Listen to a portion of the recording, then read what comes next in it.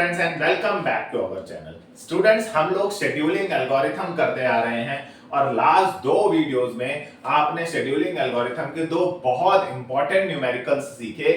एक था first come first serve scheduling, दूसरा था shortest job first scheduling. Usually सारी यूनिवर्सिटीज में ऑपरेटिंग सिस्टम से रिलेटेड इनसे न्यूमेरिकल्स आता ही आता है। इसी सीरीज में आज हम लोग एक और न्यूमेरिकल सीखने जा रहे हैं, एक और शेड्यूलिंग एल्गोरिथम पढ़ने जा रहे हैं जिसका नाम है राउंड रॉबिन एल्गोरिथम। तो स्टूडेंट्स, जब भी यूनिवर्सिटीज में एग्जाम्स में क्वेश्चन पूछा जाता है वो जनरली इन तीनों को मिलाकर एक 10 to 15 मार्क्स का क्वेश्चन बन जाता है जिसमें एक न्यूमेरिकल दिया गया होगा और वो आपको फर्स्ट कम फर्स्ट सर्व से भी करना होगा और वो आपको राउंड रॉबिन से भी करना होगा और वही आपको शॉर्टेस्ट जॉब फर्स्ट से भी करना होगा। तीनों एल्गोरिथम से करने के बाद ही वो आपको 10 to 15 मार्क्स देने वाला है।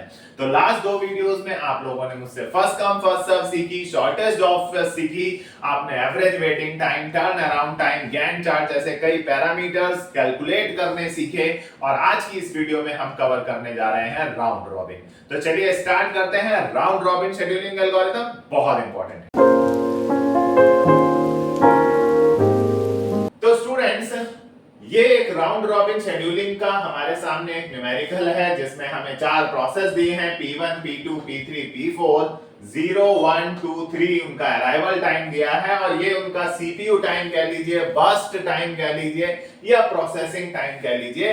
अब हमें इसमें turn around time, waiting time, average turn around time, average waiting time, throughput, CPU utilisation सब कैलकुलेट करना है इंक्लूडिंग गैंट चार्ट, राइट। अब राउंड रॉबिन एल्गोरिथम को अगर हम पहले समझ लें तो गाइस ये बहुत सिंपल फंडा है। आपने अपने घर के आसपास, अपने घर के आस कोई भी पानी पूरी वाले को देखा होगा, गोलगप्पे वाले को देखा होगा। कैसे वो सर्व करता है जब मल्टीपल लोग उसके आउटलेट पर आ जाते हैं। जब गोलगप्पे वाले के पास 4 से 5 कस्टमर्स खड़े होते हैं, मान लीजिए ये 4 पर्सन्स हैं, पर्सन मानिए P1, P2, P3, P4, ये 4 पर्सन्स हैं जो एक आउटलेट पे खाली खड़े हुए हैं। तो वो किस राउंड की तरह से खिलाता है उनको गोलगप्पे? वो पहले एक को देता है, फिर सेकंड को देता है, फिर थर्ड को देता है, फिर फोर्थ को देता है, वापस घूम के वो फर्स्ट पर आता है, फिर सेकंड को देता है, फिर थर्ड को देता है, फिर फोर्थ को देता है। यही फंडा राउंड रॉबिन कहलाता है, घूम के वापस आना। यहां पर वो एक एक गोलगप्पा, एक एक पानीपुरी वो सबको सर्व करता है, यानी उसने तय किया हुआ है कि मैं एक एक पानीपुरी ही सबको सर्व करूंगा, राइट। सिमिलरली यहां पर भी राउंड रॉबिन एल्गोरिथम के अंदर आपको एक टाइम स्लाइस या क्वांटम दिया जाएगा, एक क्वांटम दिया जाएगा, टाइम स्लाइस दिया जाएगा। कई लोग क्वांटम कहते हैं, कई लोग टाइम स्लाइस कहते हैं, जो ये बताएगा कि सीपीयू इन प्रोसेसेस को कितनी कितनी देर, कितने समय के लिए, कितने टाइम के लिए एग्जीक्यूट करेगा। जैसे पानीपुरी वाला एक एक गोलगप्पा दे रहा है, ऐसे यहां पर मान लीजिए मैंने कहा 2 millisecond, 2 time unit.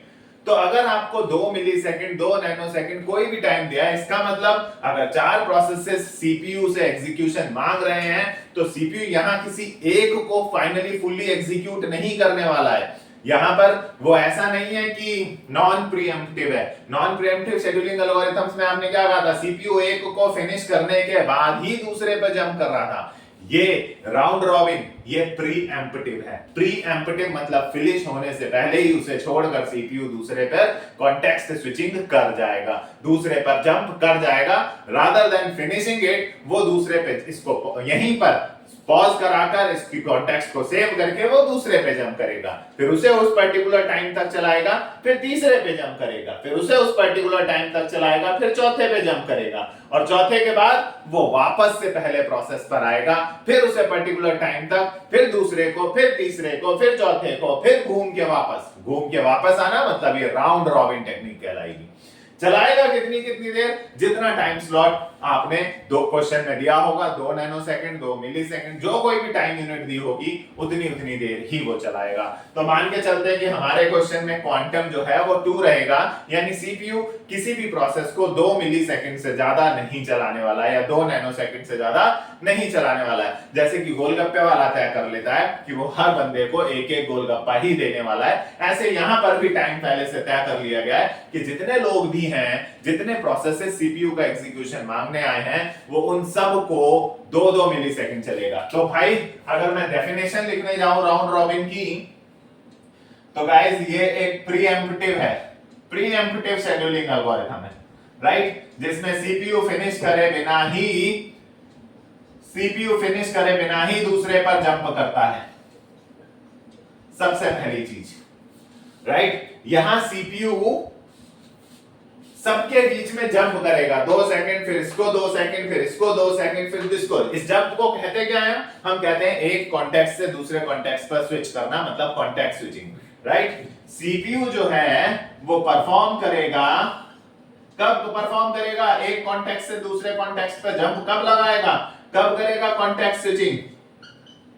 After the given quantum time. जो टाइम आपको दिया जाएगा, जो टाइम यहां दिया है, उतने टाइम के बाद सीपीयू दूसरे प्रोसेस पर जंप करेगा ही करेगा, राइट। तो ये राउंड रॉबिन है, इसमें आपको टाइम स्लॉट दिया ही होगा, एक फिक्स टाइम स्लॉट। सीपीयू कभी भी उस टाइम स्लॉट से ज्यादा टाइम नहीं दे सकता। हाँ, कम चाहिए आपको, 2 सेकंड का टाइम है, मान लीजिए 2 नैनो सेकंड का टाइम है, कम चाहिए तो आपको मिलेगा। आइए अब इसको करते हैं, एक न्यूमेरिकल को करते हुए समझने की कोशिश करते हैं, राइट।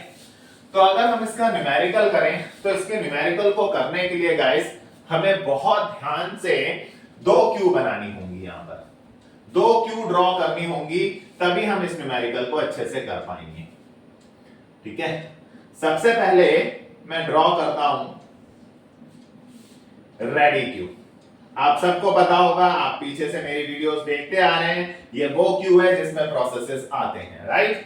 और नीचे हमें बनाना है गैंट चार्ट। गैंट चार्ट को आप रनिंग क्यू भी कह सकते हैं। रेडी क्यू ये दिखा रही है कि प्रोसेसेस किस ऑर्डर में आ रहे हैं। मैंने बताया था आपको लास्ट वीडियोस में हार्ड डिस्क से कैसे वो रैम में इस डेटा स्ट्रक्चर के अंदर पहुंच रहे हैं। गैंट चार्ट बेसिकली उनका शेड्यूल दिखा रहा है कि किस ऑर्डर में उनको एग्जीक्यूट किया जा रहा है। इसे इसीलिए लोग रनिंग क्यू या गैंट चार्ट जो कहना चाहें आप कह सकते हैं। अगर रनिंग क्यू आपको नया नाम लग रहा है तो आप अपना गैंट चार्ट ही लेकर चलिए, जो अभी तक आप करते आए हैं,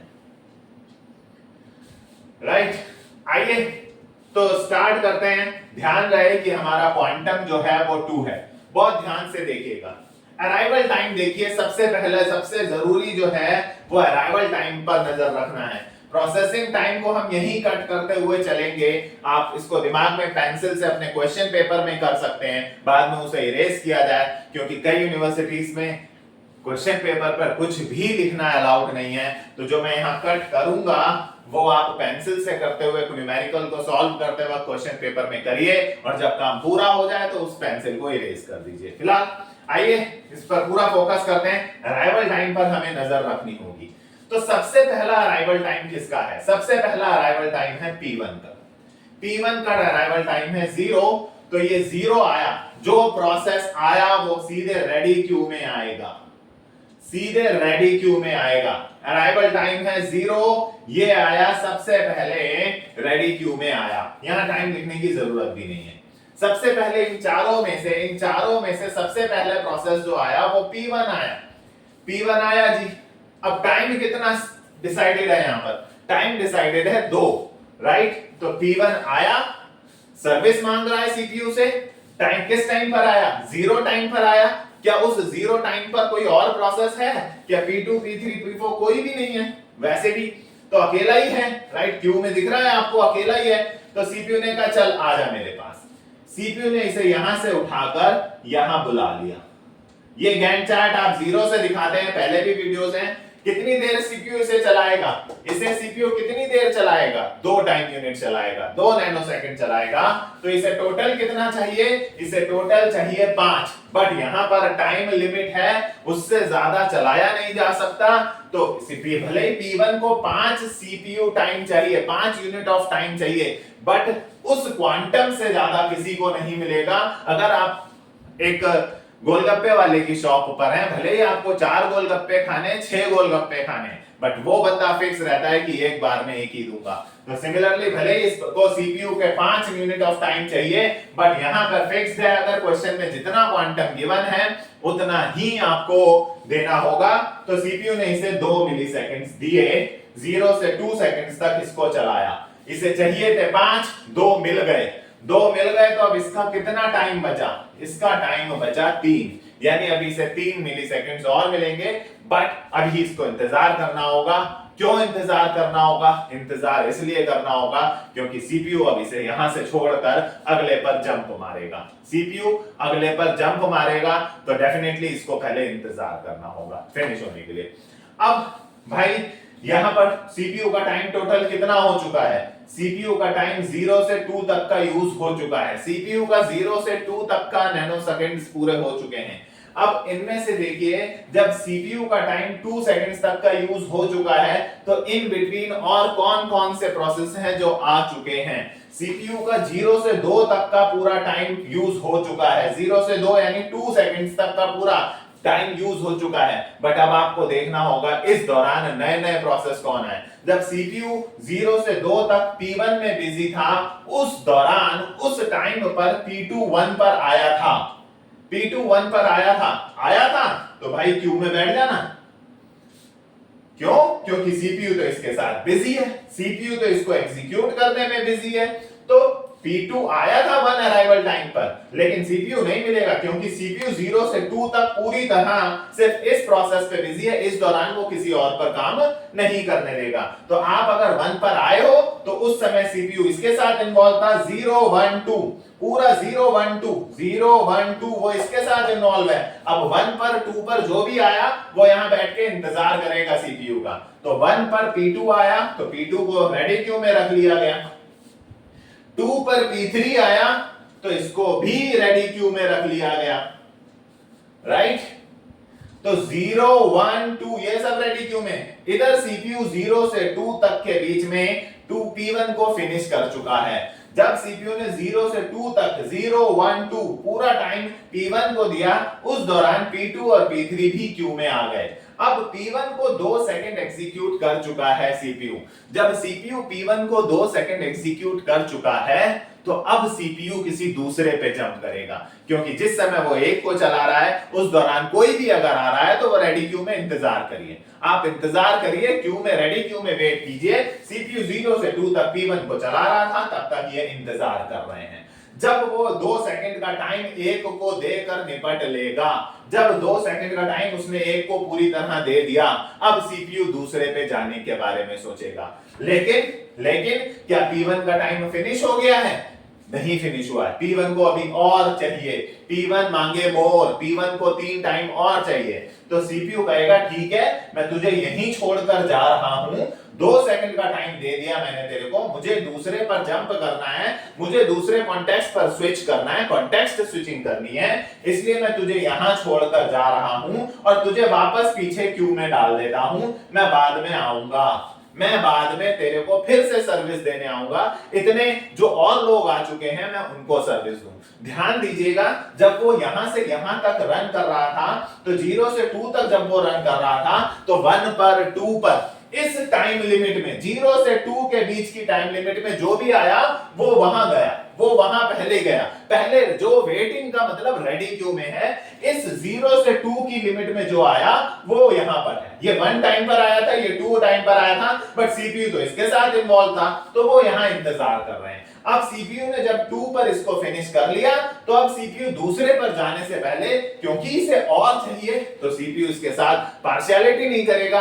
ऐसा नहीं करेगा कि इसे क्यू से भगा दे, इसे कहेगा मैं तेरे पास अब बाद में आऊंगा, 3 सेकंड तेरे बचते हैं, ले मैं तेरे को क्यू में लगा के जा रहा हूं। इससे इसको एश्योरेंस रहेगा, P1 को इस बात का भरोसा रहेगा कि आएगा। सीपीयू बाद में ही सही, बट घूम के राउंड लेने के बाद फिर से मेरे पास आएगा। फिलहाल अब सीपीयू को दूसरे को चलाना है। तो भाई क्यू में आगे कौन है? क्यू का ऑर्डर आप जानते हैं, राइट। क्यू में पहले कौन है? P2। उसने P2 को बुलाकर यहां चलाया। सीपीयू कितना टाइम देगा? सीपीयू 2 सेकंड से ज्यादा टाइम किसी को नहीं देगा। इसको कितना चाहिए? 2 सेकंड ही चाहिए। तो 2 सेकंड इसको दिए, इसका टाइम 0 हुआ, 2 और 2 4 हो गया, राइट। अब 2 से लेकर 4 तक का टाइम सीपीयू ने P2 को दे दिया। 2 से 4 तक का टाइम सीपीयू ने P2 को दे दिया। अब 3 पे या 4 पर जो भी आया होगा, क्योंकि 2 से लेकर 4 तक का पूरा टाइम सीपीयू P2 को दे रहा है, तो 3 और 4 पर जो भी आया होगा वो सीधे जाके यहां लाइन में लगेगा। कोई है 3 या 4 पर आने वाला? हाँ, 3 पर आया था। कौन आया था? P4। तो भाई तू लाइन में लग। क्यों? तू भले ही 3 टाइम पर आया है, बट 3 टाइम के दौरान सीपीयू इसके साथ बिजी है। इस टाइम लिमिट में जो भी आ रहा है, जो भी इस टाइम ड्यूरेशन में आ रहा है, सीपीयू उसको तुरंत सेवा नहीं देगा, कहेगा पीछे लग जा, लाइन में जाकर, लाइन में पीछे लगो भाई साहब जाके, राइट। तो वो लाइन में लग गया है। अब इसके 2 सेकंड पूरे हुए, इसके 2 सेकंड देने के बाद सीपीयू देखेगा, अरे तू तो भाई फिनिश हो गया, तेरा काम फिनिश। तो अपने दिमाग में, पेपर में तो नहीं, पेपर में चाहे तो आप ऐसे पेंसिल से इसको कट लगा दें, बट अब आप देखें कि सीपीयू इसे वापस क्यू में, इसे पीछे नहीं भेजेगा, क्योंकि अभी आपने देखा P1 के 3 सेकंड बचे थे। तो दूसरे पे जब P1 को भरोसा दिलाने के लिए, दूसरे को बुलाने से पहले, यहां से यहां लाने से पहले, वो इस बंदे को पीछे क्यू में लगाकर गया था, right. But since P2 is over, P2 का टाइम फिनिश हो गया, 0 हो गया, तो P2 को उठाकर उसने वहां नहीं डाला। अगर P2 का टाइम बचा होता तो दूसरे को यहां से बुलाने से पहले ये P2 को पीछे लाइन में लगाता, ताकि P2 को इस बात का भरोसा रहे कि मेरा नंबर दोबारा आएगा। दूसरे को वहां से बुलाने से पहले उसे पीछे क्यू में डालना है। चलिए, अब सीपीयू ने P2 को भी चला लिया, अब बारी आएगी P3 की। P3 को उसने यहां बुलवाया, P3 को यहां बुलवाया, और as per the quantum time 2 ही सेकंड अलाउड हैं, तो भाई 2 सेकंड इसको दिए। ये लीजिए, यहां टाइम हो गया 6 P3 का, राइट। अब P3 4 से 6 के बीच में कोई आया है क्या? 4 को छोड़िए, 5 और 6 पर कोई आया है क्या? 5 और 6 पर कोई अराइवल टाइम है क्या? 5 और 6 पर किसी का अराइवल टाइम नहीं है। 5 और 6 टाइम पर कोई नहीं आया, इसलिए नया क्यू में कोई नहीं गया, क्योंकि इस टाइम लिमिट के अंदर सीपीयू जब इस टाइम लिमिट में P3 को चला रहा है, उस दौरान कोई आएगा तो वो सीधे पीछे क्यू में लगेगा। बट यहां कोई नहीं है, इसलिए कोई पीछे क्यू में नहीं गया। 2 सेकंड सीपीयू ने इसको एग्जीक्यूट करा, 2 दिए, इसके बचे 2। अब सीपीयू को दूसरे पे मूव करना है। सीपीयू ने कहा तेरे 2 सेकंड पूरे हुए भाई, तुझे अब यहीं रोककर मुझे जंप करना है दूसरे पर, तुझे यहीं रोककर मैं दूसरे पर जा रहा हूं, मैं तेरे पास बाद में आऊंगा। तो ये मानता नहीं है, कहता है नहीं नहीं आप आओगे नहीं, आओगे नहीं। कैसे पर मैं मानूं कि आप आओगे? तो सीपीयू कहता है चिंता मत कर, मैं तेरे को पीछे लाइन में लगा के जा रहा हूं। जैसे P1 को वो लाइन में लगा के गया था, अब दूसरे को वहां से यहां बुलाने से पहले, क्योंकि इसका टाइम अभी बचा हुआ है, इसलिए इसे वो वहां पर लाइन में लगा देगा कि बेटा ये इस बात का एश्योरेंस है कि मैं तेरे पास आऊंगा, राइट। चलिए, पहले लाइन में लगाएगा, फिर क्यू में से उठाकर यहां बुलाएगा। अब अगला नंबर किसका है? P1 का नंबर है, राइट। अगला नंबर किसका है? P1 का नंबर है। P1 को यहां बुलाया गया, 2 सेकंड का टाइम लिमिट है, P1 को 2 सेकंड दिए, 6 और 2 8 हो गया। P1 को 3 चाहिए थे, 3 में से 2 और मिल गए, बचा 1। अब कोई अराइवल तो है नहीं, तो मैं अराइवल देख भी नहीं रहा हूं, बचा 1। अब दूसरे को वहां से बुलाने से पहले, अगर P1 का टाइम बचा है, मैंने बोला अगर टाइम बचा है तो भाई उसको वापस क्यू में लगाना होगा, ताकि उसे इस बात का भरोसा रहे कि सीपीयू मेरे पास वापस आएगा। तो भाई P1 को 2 सेकंड दिए, अभी उसका 1 सेकंड बचा हुआ है, इसलिए दूसरे को बुलाने से पहले वो P1 को वापस से लाइन में लगा के जाएगा कि भाई मैं तेरे पास वापस आएगा, मैं वापस आऊंगा, राइट। चलिए, अब से जंप करना है अगले पर। P4 को वहां से यहां बुलाया गया, P4 को बुलाया, करेक्ट। 2 सेकंड का रूल है, P4 को 2 सेकंड एग्जीक्यूट कराया, 1 बचा इसका, और 8 और 2 यहां टाइम हुआ 10। अब तो कोई अराइवल है नहीं, इसलिए मैं अराइवल अब देख भी नहीं रहा हूं, राइट। आइए, अब P4 को 2 सेकंड दिए गए, उसका 1 सेकंड बचा, उसका भी 1 सेकंड बचा।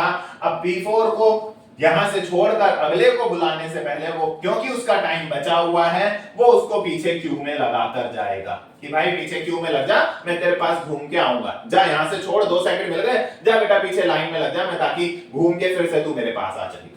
ठीक है जी। अब P3 की बारी है, सो P3 को उसने यहां पर बुलाया। P3 का कितना टाइम बचा हुआ है? P3 के 2 सेकंड बचे हुए हैं, 2 सेकंड P3 को दिए, 10 से 12 हो गया, और ये लीजिए P3 भी Q से आउट हुआ। आप ऐसे क्रॉस मत कीजिएगा, आप ऐसे यहाँ छोटा सा पेंसिल से कट कर लीजिएगा। लीजिए P3 भी Q से बाहर हुआ, यानी अब P3 को भी पीछे नहीं लगाया जाएगा, उसका टाइम लिमिट भी पूरा हुआ। अब P3 भी बाहर आ गया। अब नेक्स्ट कौन है? P1। P1 को बुलाया गया यहां से, रेडी क्यू से P1 को बुलाया गया।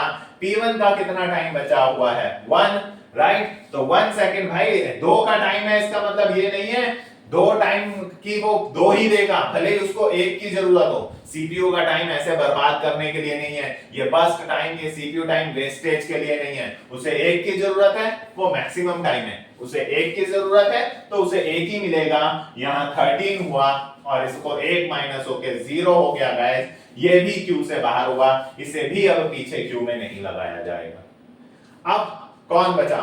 लास्ट P4 निकलकर यहां पर आएगा गाइस। P4 को कितनी देर का टाइम चाहिए? 1 सेकंड का। तो ये लीजिए 14 और P4 भी खत्म हुआ, और अब पीछे कोई भी क्यू में नहीं जाएगा, और ये सारे प्रोसेसेस क्यू से आउट हुए, राइट। अब हमें यहां पर बनाना है टाइम, जिसको मैं टाइम नाम से बनाता आ रहा हूं। आप चाहें तो कंप्लीशन टाइम भी लिख सकते हैं, पीछे 2 वीडियोस में मैंने इसे खाली टाइम लिखकर भी करा है, आपकी मर्जी है। एक कॉलम मैं बना लेता हूं टर्न अराउंड टाइम का, राइट, और एक कॉलम बना लेते हैं वेटिंग टाइम का।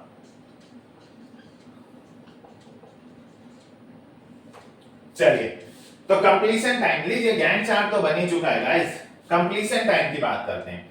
P1 कहां पर सबसे लास्ट? P1 का बॉक्स सबसे लास्ट कहां है? ये रहा P1 का बॉक्स लास्ट। 13 पर P1 खत्म हुआ है, तो कंप्लीशन टाइम P1 का 13 हुआ। ये खाली टाइम नाम से, लास्ट 2 एल्गोरिथम में मैंने सिर्फ टाइम नाम से बनाया है, और यहां बनाया है स्टार्टिंग में। कॉलम होना चाहिए यार, आगे या पीछे कहीं भी हो। फिलहाल फिर P2 कहां फिनिश हो रहा है? P2 तो यहीं फिनिश हुआ है, बस यहीं पे आया, यहीं खत्म हो गया। जबकि P1 यहां खत्म हुआ था 13 पर, तो उसका कंप्लीशन टाइम 13 लिखा। P2 को बस यहीं पे खत्म हो गया, तो उसका कंप्लीशन टाइम 4 लिखा। P3 कहां खत्म हो रहा है? P3 यहां खत्म हो रहा है जी 12 पर, सो 12 पर। एंड P4 कहां एंड हो रहा है? P4 यहां एंड हो रहा है 14 पर। ये लीजिए कंप्लीशन टाइम भी आ गया। अब हमें निकालना है टर्न अराउंड टाइम।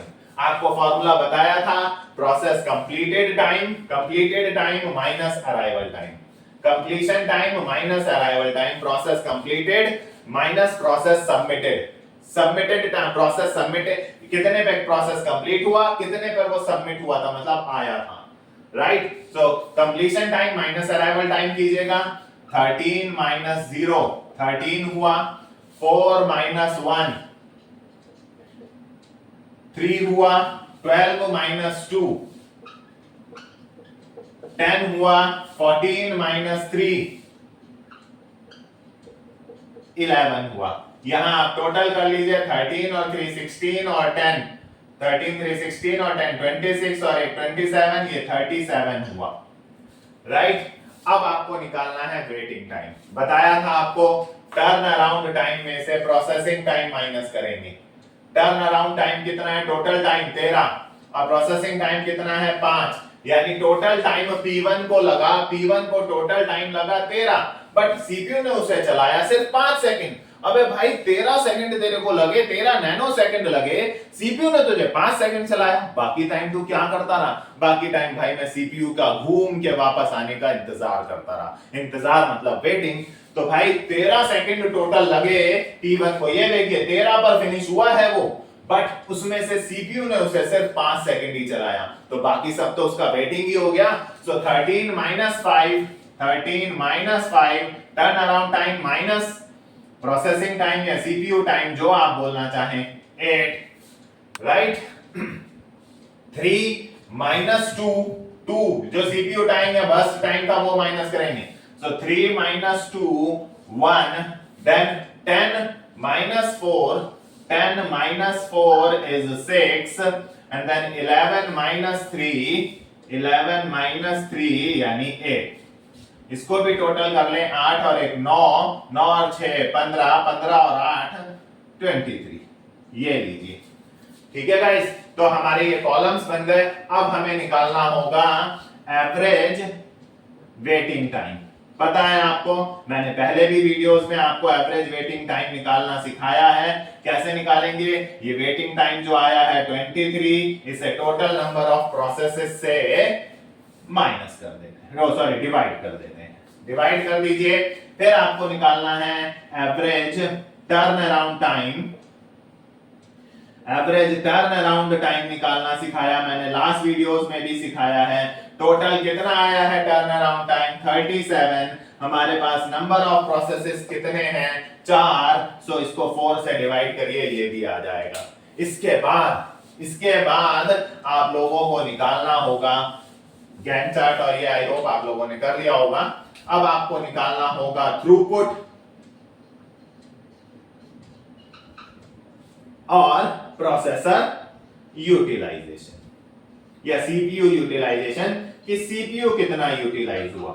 इन दोनों के फॉर्मूले मैंने लास्ट वीडियोस में आपको अच्छे से सिखाए हैं। इसका आंसर आपने देखा ही था, हर बार 100 आ रहा है, राइट? या सॉरी, सीपीयू यूटिलाइजेशन का हर बार 100 आता है। अब थ्रूपुट में हम देखते हैं कि हमें टोटल यहाँ टाइम कितना लगा था। गैंट चार्ट में यहाँ तो देख लीजिए, वहां पर हमें यहाँ पर 14 लगा है, जहां तक देखिएगा गैंट चार्ट में, राइट? तो हमें 14 पर हमारे को टोटल टाइम लगा, और 14 सेकंड्स में हमने कितने प्रोसेस पूरे करे? 1 2 3 4।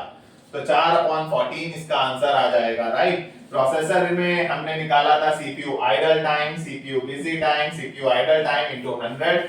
तो वो फॉर्मूले लास्ट वीडियोस में आपको सिखाए हैं, आप उन्हें देखकर कैलकुलेट कर सकते हैं। गाइस, यहां पर एक बहुत इंपॉर्टेंट चीज है, जो ये दोनों चीजें तो मैंने लास्ट वीडियोस में फॉर्मूले के साथ आपको कैलकुलेट करना सिखाया है। आई होप ये भी आप कैलकुलेट कर लेंगे। बट यहां पर एक इंपॉर्टेंट चीज है, और वो है अराइवल टाइम। ऐसा बहुत बार हो रहा है पेपर में कि आपको अराइवल टाइम दिया ही नहीं है। गाइस, अराइवल टाइम नहीं गिवन होता है क्वेश्चन में। अब अगर क्वेश्चन में अराइवल टाइम गिवन नहीं है तो हम कैसे करेंगे?